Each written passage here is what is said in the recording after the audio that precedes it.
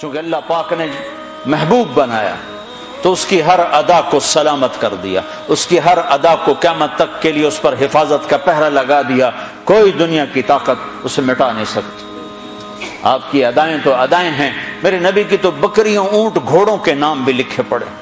آپ نے 2 خچروں پہ سواری کی، تاریخ نے ہمیں نام دے دیے، ایک کا نام دلدل، ایک کا نام فضہ۔ 2 گدھوں پہ سواری کی، جی 2 گدھے پہ سواری کی بات ختم ہو گئی؟ نہیں، میرے حبیب نے کی ہے، ان کے نام بھی لکھوائے جائیں۔ ایک کا نام تھا عفیر، ایک کا نام تھا یعفور۔ اور یعفور کی عجب کہانی آپ کو سناتا ہوں۔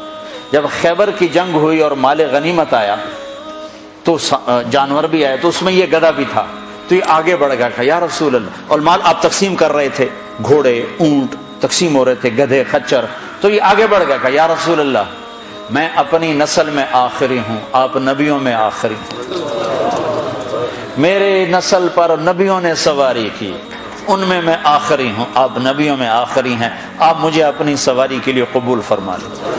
تو آپ نے یعفور کو اپنے حصے میں لے لیا۔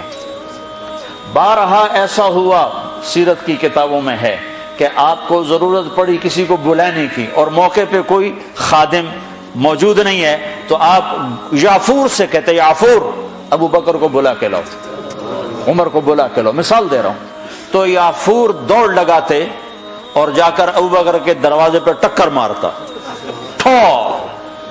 جب وہ صحابی باہر نکلتے تو دیکھتے آگے یعفور کھڑا، اچھا اللہ کے نبی نے بلایا ہے۔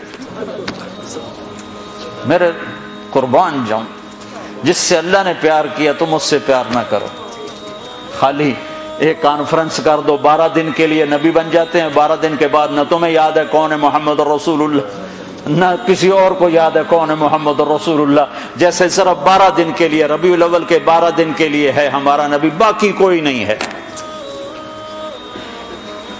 10 دن کے لیے ہے حسین کی شہادت، باقی کوئی نہیں ہے۔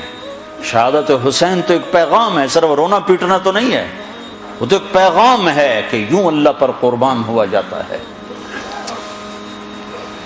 پھر یعفور کی محبت بتاؤں، جس دن ہمارے نبی کا انتقال ہو، یعفور جانور کو کیا پتا کون زندہ اور کون اللہ کے پاس چلا گیا، اس کو کیا پتا، جو ہی آپ کی روح پرواز ہوئی یعفور نے رونا شروع کر دیا اور چیخنا شروع کر دیا اور رسی توڑا لی اور مدینے کی گلیوں میں بھاگت رہا ہے اور شور مچا رہا، بھاگ رہا، شور مچا رہا، آخر میں ایک کنویں میں چھلانگ لگائی اور ڈوب کے مر گیا کہ میرے نبی گئے تو میں بھی گیا۔